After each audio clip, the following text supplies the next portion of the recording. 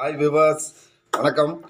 அதாவது நம்ம கௌதம் கம்பீர் அவர்கள் தலைமையிலான இந்திய அணி வந்து நம்ம T20 உலகக்கோப்பை சீரியஸை ஸ்ரீலங்காவுக்கு எதிராக வென்றது அப்படின்னு சொல்லி இப்போ நம்ம நேற்று பார்த்தோம்.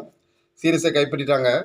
அதனால் வந்து இப்போ நம்ம அந்த கம்பீர் அவர்கள் வந்து தலைமை பயிற்சியாளராக செலக்ட் ஆனதுக்கப்புறம் வந்து கம்பீரின் சகாப்தம் ஆரம்பித்தது, கம்பீர் தலைமையில் இந்திய அணி வென்றது அப்படிங்கிற மாதிரி ஒருத்தரை மட்டுமே மேற்கோள் குறிப்பிட்டு நீங்கள் இந்திய அணி வின் பண்ணதற்கு நீங்கள் அவரை தான் காரணமாக சொல்கிறீங்க அப்படின்னு சொல்லி முன்னாள் கிரிக்கெட் வீரர் சஞ்சய் மஞ்சரேக்கர் அவர்கள் வந்து கௌதம் கம்பீரை வந்து சாடியிருக்காங்க. ஏன்னா சமூக வலைதளங்களில் ஃபுல்லாகவே கம்பீரின் சகாப்தம், இந்திய அணியில் புதிய வெற்றி, கம்பீரின் தலைமையில் வெற்றி அப்படிங்கிறத பற்றி பார்த்தீங்கன்னா அப்படி யாரும் சொல்ல வேண்டாம். அது வந்து ஒருத்தரோட இந்திய அணி வந்து பயிற்சியாளர் இருந்தாலும் சரி இல்லாட்டாலும் சரி கண்டிப்பாக கோப்பையை வெல்லும் அப்படிங்கிறத சஞ்சய் மஞ்சரேக்கர் அவர்கள் சொல்லியிருக்காங்க. இதனால் இது வந்து கம்பீரை வந்து மறைமுகமாக சாடியிருக்காரு அப்படிங்கிறத நம்ம சொல்லலாம்.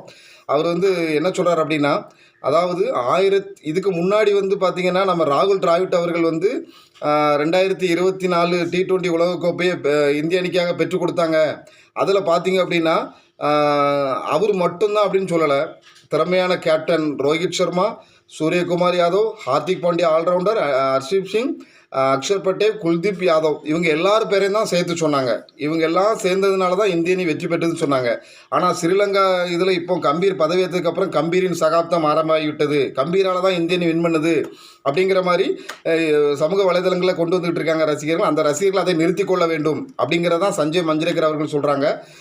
2011, 1983, 2007 உலகக்கோப்பை மூன்றுமே இந்திய அணி வந்து கைப்பற்றிருக்கு.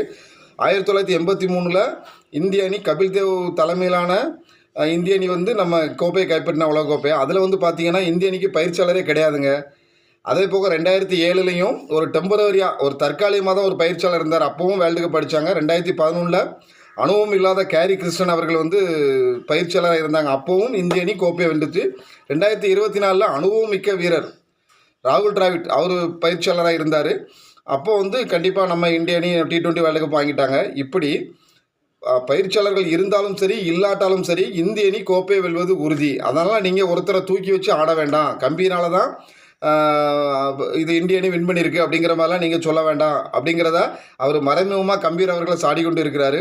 ஆனால் எல்லாருமே கம்பீரை வந்து அவர் வந்து ஒரு எதிர்பார்ப்போடு காத்துக்கிட்டு இருந்தாங்க ரசிகர்கள். கம்பீர் வந்து தலைமை பதவி ஏற்கிறாரு, என்னென்ன மாற்றங்கள் கொண்டு வர போகிறாரு, எப்படி இருக்கும், இந்திய அணியுடைய சகாப்தம் ஆரம்பிச்சிருச்சு அப்படிங்கிற பல வாரம் ரசிகர்கள் பேசிக்கிட்டு இருந்தாங்க. ஆனால் அதுக்கு முற்றுப்புள்ளி வைக்கிற மாதிரி தான் நம்ம சஞ்சய் மஞ்சரேக்கர் அவர்கள் பல புள்ளி விவரங்களையும் சொல்லியிருக்காரு.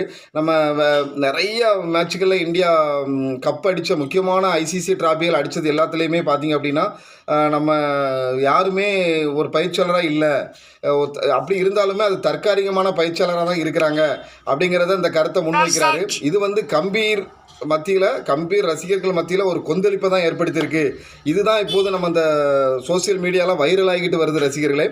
இது குறித்து நீங்கள் ஏதாவது கருத்துக்கள் தெரிவிக்கணும் அப்படின்னா நம்ம கமெண்ட் பாக்ஸில் தெரியப்படுத்துங்க. வணக்கம்.